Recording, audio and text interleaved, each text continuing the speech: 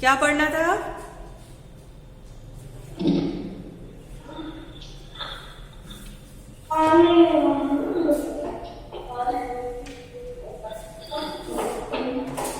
Class literature में हमें क्या पढ़ना था बच्चों? मैम हमें पढ़ना था जहाँ पहिया है। जहाँ पहिया है। अच्छा, आप लोग अभी ये चैप्टर हमने पाठ पढ़ाया था, जहाँ पहिया है, जहाँ पहिया है। अभी क्लियर है? Yes ma'am. ओके, तो जहाँ पहिया है वो पाठ हमने पढ़ा दिया था। तो अब आप में से कोई बताएगा कि ये जहाँ पहिया है वो किस प्रकार की कहानी है? कोई भी बताए? Sania, Sania, Sania, Sania,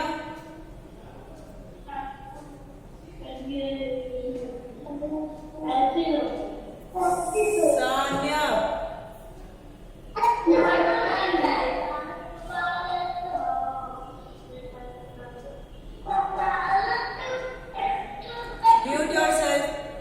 Shreyasi, Rahul, mute yourself. श्रद्धा मिश्रा, श्रेया, श्रेया,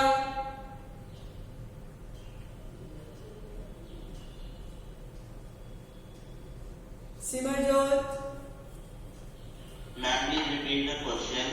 मैं ये पूछ रही थी, जहाँ पहिया है वो किस तरह की कहानी है? मैंने पढ़ाया है ना पाठ? मैम हाँ, तो आप बताइए। ओके, चलो श्रेया आप बता दो कि जहाँ पहिया है वो किस एक कहानी है जिसमें महिलाओं के विकास के ऊपर लिखा गया है, जहाँ पे पुदुकोट्टई की महिलाओं ने साइकिल से अपना विकास किया, अपनी स्वतंत्रता को पहचाना। और किस तरह से किया? मैम वो साइकिल चला के स्वाधीन बनी उन्होंने। जब उन्होंने साइकिल चलाना सीखा तो वो अपने काम को स्वयं करती थी, अतः वह अच्छा, और जहाँ पहिया है के लेखक कौन है? मैम ने हाँ बताइए, जहाँ पहिया है पाठ के लेखक कौन है? लेखक है मैम, उसके लगे P Sainath. P Sainath. Okay, ठीक, बहुत बढ़िया। हाँ, और कोई बताएगा इस पाठ के विषय में कि क्या समझा था उन्होंने? कोई और बताएगा इस पाठ के विषय में? चलिए, एक प्रश्न है, आप लोग बताइए कि साइकिल आंदोलन में पुदुकोट्टई की महिलाओं के जीवन में कौन कौन से बदलाव आए? कौन बताएगा? हाँ बताइए। साइकिल आंदोलन से पुदुकोट्टई की महिलाओं के जीवन में निम्नलिखित बदलाव आए। पहला बदलाव है कि मैम समय और श्रम की बचत हुई। मैम महिलाएं आत्मनिर्भर बनी। बिल्कुल, हाँ। और good morning ma'am. Good morning. और एक पॉइंट है कि उन्होंने कृषि उत्पादों को उत्पादती उसको क्या बोलते हैं उत्परवीत। हाँ मैम उन्होंने एक पॉइंट और थी कि उन्होंने लोग आत्मनिर्भर बने और उन्होंने समय श्रम में बचत की। हाँ बिल्कुल, है ना। पुदुकोट्टई की महिलाओं में जब उन्होंने साइकिल चलाना सीख लिया, ये तो सबसे बड़ी बात यहाँ पे साइकिल चलाने की नहीं थी, आत्मनिर्भर बनने की थी। ठीक है, तो क्या हुआ कि जब वो आत्मनिर्भर बनी तो उनको किसी के ऊपर डिपेंड नहीं रहना पड़ता था, वो खुद का काम स्वयं अपना करती थी। किसी ट्रांसपोर्ट पे, किसी अन्य साधन पे उनको निर्भर नहीं रहना पड़ता था। वो अपना सारा काम जो था वो समय से कर पाती थी, है ना। एक समय में वो कई कामों को कर पाती थी क्योंकि उनके पास अपना साधन था, और साधन का इंतजार करते समय जो उनका समय खराब होता था वो समय खराब होने से भी बच गया, है ना। Yes ma'am. हाँ। अगर उन्हें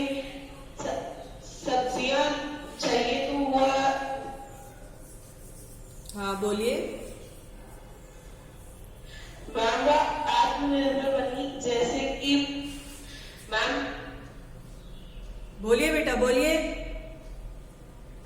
वह आत्मनिर्भर बनी, जैसे कि अगर उन्हें सब्जी लेने या फिर घड़े मतलब मटके में पानी भरने जाना था तो वह मतलब पुरुषों पर डिपेंड रहती थी। हाँ। और अब वह साइकिल से अकेले वो मतलब अब किसी पे वो निर्भर नहीं है, अब स्वयं का काम वो स्वयं कर लेती हैं, खेती बाड़ी का भी काम कर लेती हैं, यदि उनको कहीं बाजार जाना है तो वो भी कर लेती हैं। यानी कुल कहने का मतलब वो अपने समय का बचत भी कर लेती हैं, किसी के ऊपर निर्भर भी नहीं रहती हैं। और साधन यानी जैसे आपका बस, रिक्शा, टेम्पू है ना, ऐसे साधनों का जो वो घंटों इंतजार करती रहती थी, उस इंतजार से भी वो बच गई और अपना एक समय में यानी कम समय में ज्यादा से ज्यादा कामों को अंजाम देने लगे। ठीक है, चलिए दूसरा सवाल है, शुरुआत में पुरुषों ने इस आंदोलन का विरोध किया परंतु आर साइकिल्स के मालिक ने इसका समर्थन किया, क्यों? कौन बताएगा? राहुल। हाँ बताइए सिमर। मैम इसका आंसर है मैम शुरुआत में पुरुषों ने इस आंदोलन का विरोध किया क्योंकि उन्हें डर था कि मैम नारी समाज में मैम जागृति आ जाएगी। अच्छा, और मैम एक पॉइंट और है मैम, आर साइकिल मैम गांव के एकमात्र लेडीज साइकिल डीलर थे। अच्छा, ये आर साइकिल्स कौन था, क्या था? मैम ये आर साइकिल्स मैम ये गांव के मैम एकमात्र मैम वो थे लेडीज साइकिल डीलर थे, यानी ये जो आर साइकिल्स थे उनकी अपनी साइकिल की दुकान थी और उन्होंने उन महिलाओं को समर्थन किया, है ना। कोई और बताए इसका आंसर? स्वास्तिका तिवारी, स्वास्तिका, क्या बात है, किसी का आंसर नहीं आ रहा? मानसी पाल, बहुत बढ़िया बच्चों, आंसर दे दीजिए। सानिया प्रखर, सानिया, वाह क्या बात है, सब पिट करके सो गए क्या?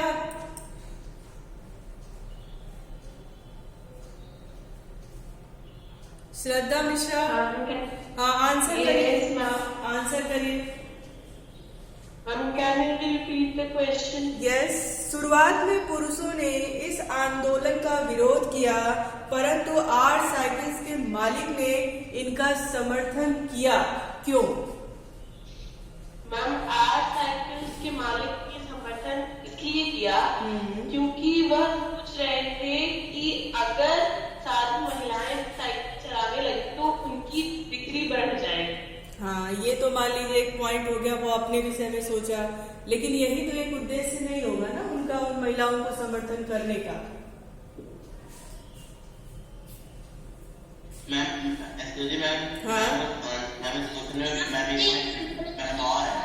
हाँ बताइए।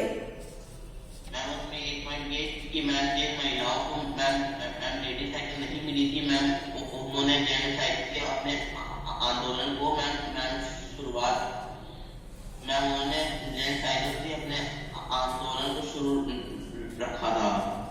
अच्छा ये बताइए, जो पहली महिला थी जिसने साइकिल चलाना शुरू किया था वो कौन थी? मैम वो थी फातिमा। फातिमा थी। अच्छा एक और बात, जब महिलाओं के पास अपनी खुद की अपनी हाँ अपनी हिंदी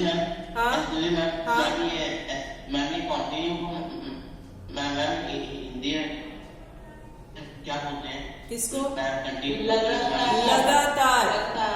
लगातार, ठीक है। अच्छा एक सवाल और है कि जब महिलाओं के पास अपनी खुद की साइकिल नहीं थी तो वो साइकिल सीखने के लिए साइकिल कहाँ से उपलब्ध करती? हाँ मैम जब महिलाओं के पास खुद की साइकिल नहीं थी तो वह पुरुषों की साइकिल से अपना आंदोलन शुरू करती थी।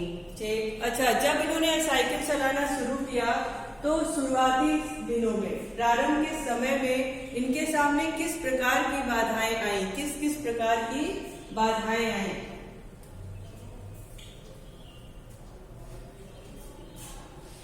आंसर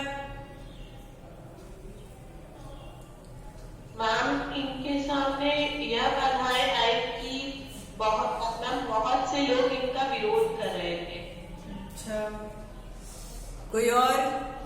श्रेया सिंह, श्रेया, हाँ श्रेया आंसर करो।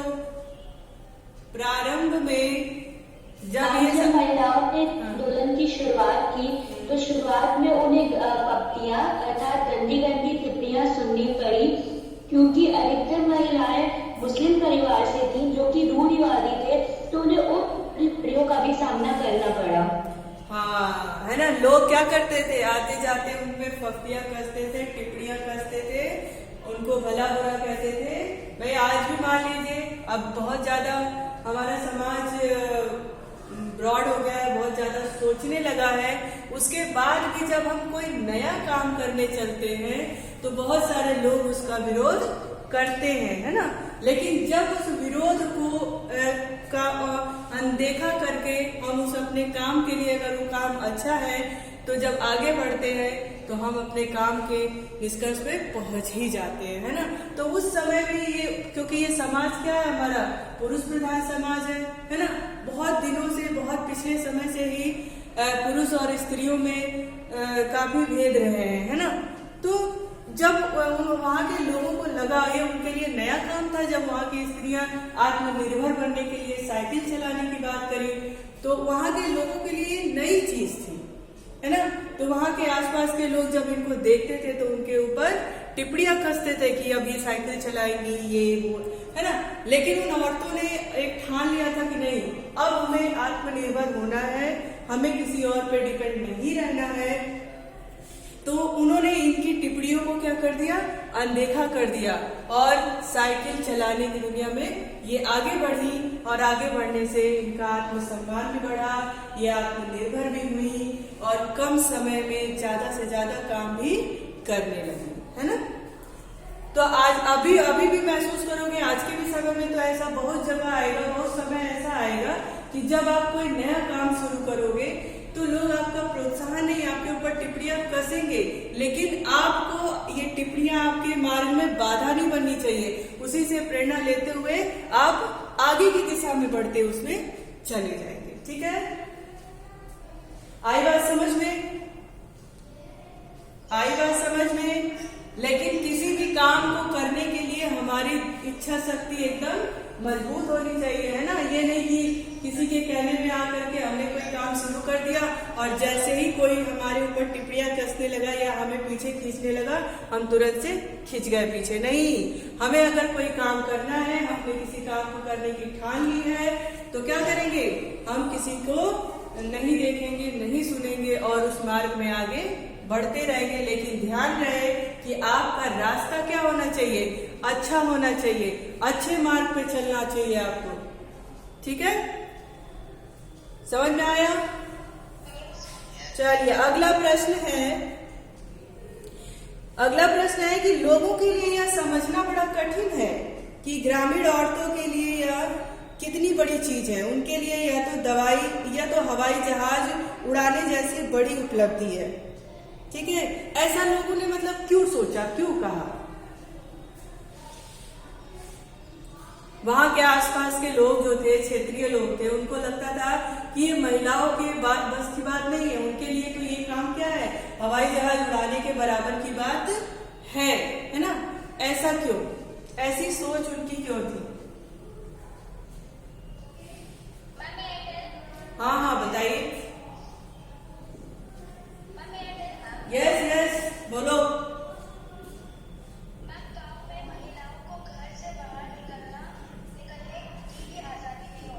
हाँ ऐसे में साइकिल चलाना उनके लिए हवाई जहाज उड़ाने जैसी उपलब्धि है। हाँ बिल्कुल उस समय पर्दा प्रथा भी था, औरतों को, महिलाओं को इतनी छूट नहीं थी कि वो अपना खुद का डिसीजन खुद ले सके। तो जब उस समय उन्होंने इतना बड़ा निर्णय लिया तो लोगों को लगा कि अरे नहीं, इनके लिए ये साइकिल चलाना क्या है। वो लोग सोचे कि हमारे लिए ये साइकिल चलाना कहीं ना कहीं एक हवाई जहाज उड़ाने के बराबर की बात थी, क्योंकि जहाँ पर औरतें अकेले कहीं जा नहीं सकती थी, बाहर निकल के वो खुद का काम नहीं कर सकती थी, दूसरों पे ही उनको निर्भर रहना पड़ता था, वहां पर उन लोगों ने अगर अपने लिए इतना बड़ा निर्णय लिया कि नहीं अब हमें आत्मनिर्भर होना है, तो उनके लिए क्या था, एक बहुत बड़ा ही और जिसको उसको उन्हें पाना था। ठीक है।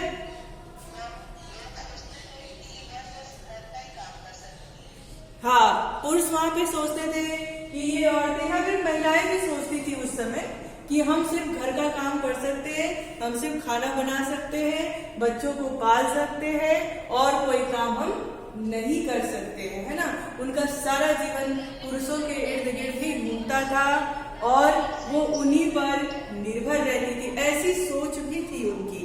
लेकिन जैसे जैसे समाज आगे बढ़ता गया, अब आज के समय में देख लीजिए, आपको कोई ऐसी महिला मिलेगी जो सिर्फ पुरुषों पे ही निर्भर है? नहीं, बहुत कम लोग, रेयर केस में ऐसे मिलेंगे। अब क्या है, आत्मनिर्भर हो गए हैं, सभी लोग पढ़े लिखे हैं, सभी लोग नौकरी करते हैं, सभी लोगों को अपना जीवन कैसे जीना है इतना आने लगा है ना। अब देखो अगला है हमारा कि क्या आप लेखक की इस बात से सहमत हैं कि अपने उत्तर का कारण भी बताइए। नहीं, ये नहीं हो सकता, है ना। अच्छा बताओ, पुदुकोट्टई पहुंचने से पहले मैंने इस विनम्र सवारी के बारे में इस तरह सोचा ही नहीं था। साइकिल को विनम्र सवारी क्यों कहा गया है? हाँ, कहता है लेखक कि साइकिल की इस दुनिया में पहुंचने से पहले मैं साइकिल इतनी विनम्र सवारी है ऐसा सोचा भी नहीं था। तो साइकिल को विनम्र क्यों कहा गया है? हाँ हाँ बताओ। साइकिल को विनम्र सवारी इसलिए कहा गया है जिस साइकिल के बारे में लेखक मुझे सोच नहीं सकते थे, उसी साइकिल के द्वारा महिलाओं ने अपनी स्वाधीनता व आजादी को पाया। हाँ बिल्कुल बिल्कुल, साइकिल हमारी क्या है? शान की सवारी है, विनम्रता की सवारी है, इसीलिए साइकिल को विनम्र की सवारी कहा गया है। ठीक। अगला प्रश्न है कि फातिमा ने कहा मैं किराए पर साइकिल लेती हूँ ताकि मैं आजादी और खुशहाली का अनुभव कर सकूं, है ना। फातिमा ने कहा कि मैं किराए पर साइकिल लेती हूँ ताकि मैं खुशहाली का अनुभव कर सकूं, आजादी और खुशहाली का अनुभव कर सकूं। साइकिल चलाने से फातिमा और पुदुकोट्टई की महिलाओं को आजादी का अनुभव क्यों होता था? साइकिल चलाने से पुदुकोट्टई की महिलाओं को आजादी का अनुभव क्यों होता था? हाँ बताइए, बताओ जॉनी। हाँ बताओ, आंसर करो।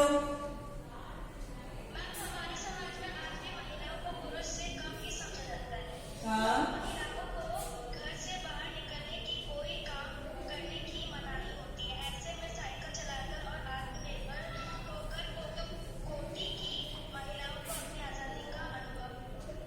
ठीक, और कोई इसका आंसर बताए? आदर्श उपाध्याय।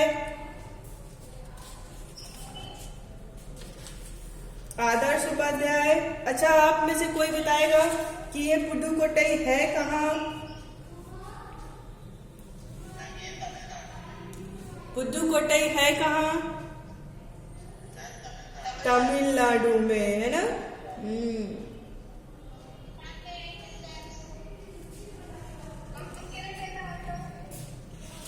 अच्छा, नव साक्षर का मतलब क्या होता है?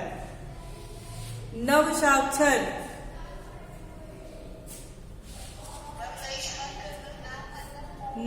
साक्षर मतलब क्या होता है?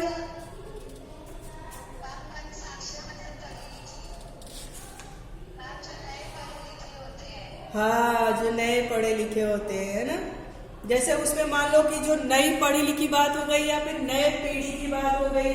मान लो जैसे आप ही के घर में एक छोटी सी बात है, बस उदाहरण के लिए, आपके घर में आपकी दादी हैं, वो थोड़ी अलग सोच की है ना।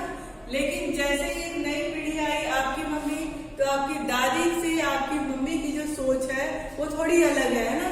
अब उसके बाद आपकी पीढ़ी आती है, आप नए पीढ़ी लिखे हो, नौ युवक हो, नौ युवती हो, तो आपकी सोच उनकी सोच से क्या है? अलग है ना। यही होता है दिन प्रतिदिन विकास का कारण और बदलाव, नित्य नए परिवर्तन ऐसे ही आते हैं। आई बात समझ में?